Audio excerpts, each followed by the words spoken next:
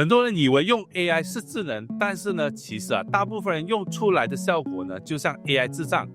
你可能也有同样的体验，当你问 AI 一些关于商业或者是公司的问题时，结果呢，它给出你的答案很普通，没有创意，没有深度，甚至呢，有时你会觉得自己动手反而来得更快。真正的问题从来不是 AI 这个工具本身，而是你跟它的合作的方式有问题。AI 不是一个简单的 research engine， 只是你问他答那么简单，它更像是一个很有潜力的超级实习生。它有非常强大的知识库，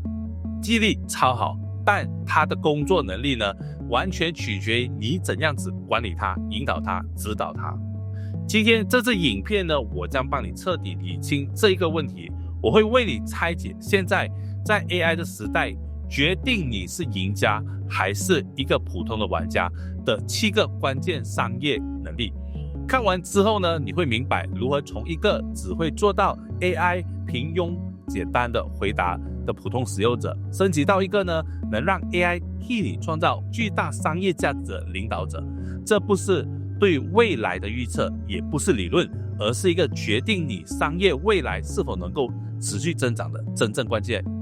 嗨，大家好，我是 Terry。在商业上呢，最大的风险不是做错事，而是呢，你还用着旧的游戏规则来玩一场全新的游戏。别人在研究怎么赢，而顶尖的玩家在研究规则本身。这个频道呢，就是让你看懂并利用这个时代的新规则。如果你也想摆脱低效的忙碌，想建立一个真正属于你、能为你赚钱的系统，订阅我的频道，点赞我的影片，不要错过任何一个能让你思维提升的内容。我只说重点。好，那我们今天就马上进入今天的核心内容，7个关键的商业能力。第一个关键的技能呢，就是提示的能力。我们所谓的提示工程或者 prompt engineering， 这是所有 AI 技能里面最核心的基础。它不是问问题的能力，而是精准沟通的能力。作为老板或者领导者，你最核心的能力是什么呢？是把你的目标还有你的 strategy 很精确的传达给你的团队。对 AI 也是一样的，如果你给出的指令模糊不清， AI 呢反馈给你的自然就是垃圾。一个好的 prompt， 一个好的指令能让 AI 产出质量至少提升40%或者甚至更多。好，我给你一个在商业场景下一个万能的 AI 指令框架，我们叫做 RCIF 框架。以后呢，你给 AI 下指令的时候，跟着这个框架来就可以了。第一 ，R stand for role 角色，你要让 AI 扮演谁，不要只说帮我写个文案，要说你是一位拥有15年经验的首席营销官，擅长于写高端品牌策略的规划。当你给 AI 定义了一个角色，你就等于给它定义了它调取知识的深度还有专业度。第二个 C 呢，就是 context 场景。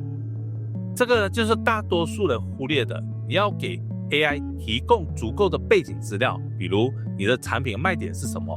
目标客户是谁，目前的痛点在哪里。你为它背景越详细，它给出的方案呢就会更加的落地，更加的有效。第三 I stand for instruction 指令，你必须明确的告诉他你要什么。你是要一个500字的文章呢，还是你要一个10个步骤的执行的 checklist？ 明确的告诉他。第四 F stand for format 格式，你可以指定你希望他用什么样的格式、什么样的方式来回答你，比如是用表格，还是 Markdown， 还是邮件草稿等。这会决定你拿到结果后呢，是不是还需要第二次再去加工，再去重新的处理。请记住，不要再把 AI 当作只是一个 Google Search。如果你会用对，你会管理好，带领它，它将会成为你的高级的伙伴。接下来呢，和你分享技能2，就是 AI Assisted Development。它简单来讲就是 AI 辅助开发。在以前开发一个 App 或者开发一个内部管理系统，需要一整个 engineering 团队或者 outsource 出去花很多钱。但现在呢 ，AI 正让 APP 开发这件事情变得大众化。你不需要重新开始学习如何写代码，但是呢，你要学会的是呢，如何像用 Replix 或者是 Cursor 或者 AI Studio 这样的 AI 编写工具。现在呢，这技术已经进化到你只要用自然语言，就是我们讲人话来描述你想要的功能， AI 呢就能帮你写出代码，甚至呢帮你部署上线，作为企业家，你需要提升是你的产品思维，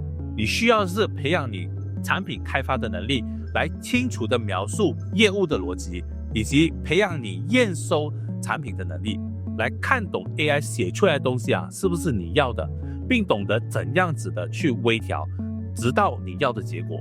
接下来和你分享技能3，就是 AI Content Creation， 就是 AI 内容创作的能力。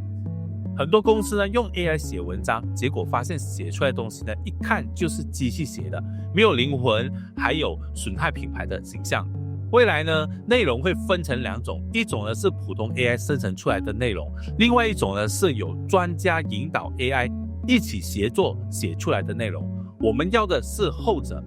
真正高效工作流是人机协作的，也就是我们常讲的 Copilot。它的第一步呢，就是策略和大纲呢是由人来定，你决定这篇文章的观点是什么，要达到的商业目的是什么。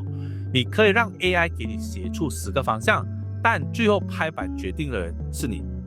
第二步呢，就是生成初稿。第一步交给了 AI， 根据你定好的架构，让它快速的生成内容。第3步呢，融入品牌的声音，我们所谓的 brand voice， 这个是最重要的一步，由人来编辑，加入你的品牌故事、独特的语气，还有深度的行业洞察。在这个模式下， AI 负责产出，人负责判断，这就是未来内容生产的黄金模式了。技能是 AI Workflow Automation， 也就是 AI 工作流自动化，这是让你公司24小时运作的秘密。传统的自动化 Automation 呢是非常死板的， A 发生了才会触发 B，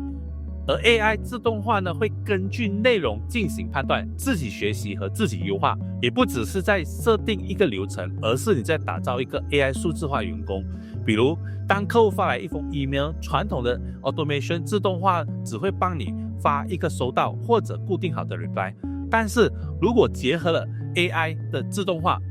可以帮你读取 email 的内容，判断客户的情绪呢是生气呢还是开心，再判断问题的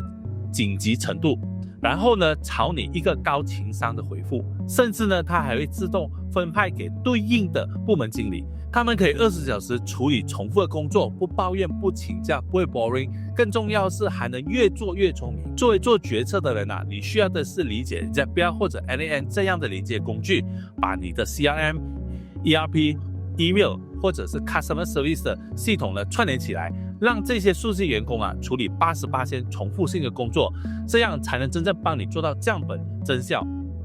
接下来和你分享技能5，就是 AI Data Analyst 的能力，也就是 AI 数据分析的能力。以前我们做生意很多时候呢靠直觉、靠经验、拍脑袋做决定，但是呢现在这个 AI 的时代决策必须靠数据。谁能从大量又复杂的数据里看出机会，洞察出先机，谁就能掌握市场的主动权。以前你需要请几个专业的数据分析师 Data Analyst， 现在呢你可以直接把这一个销售报告、客户的反馈、财务的数据都全部通通丢给 AI。 可以从3个层次提升思维，从发生了什么到为什么发生，再到接下来会发生什么，我们又该怎么办。当你学会用 AI 完成这3步，你不再只是看报表的老板，而是一个能够看到未来趋势和机会的战略家。接下来和你分享技能6， AI Compliance and Ethics， 也就是 AI 的合规和道德。这一条听起来非常枯燥，但它其实是你的企业的安全带，也就是你公司的 safety tags。 如果你的员工为了方便把公司机密的数据还有客户的隐私资料直接上传到那些公开的 AI 大模型里，这即将可能给你公司带来毁灭性的法律风险。作为老板或者公司的领导，你不需要是法律的专家，但必须明白 AI 的透明性、公平性还有隐私的责任。同时呢，你还需要在公司内部建立一个使用 AI 的规范，什么数据能传，什么不能传，生成出来的图片呢有没有版权的风险。建立一套 AI 使用规范，不是为了限制大家，而是为了保护公司，这是成为你公司企业长期发展的隐形护城河。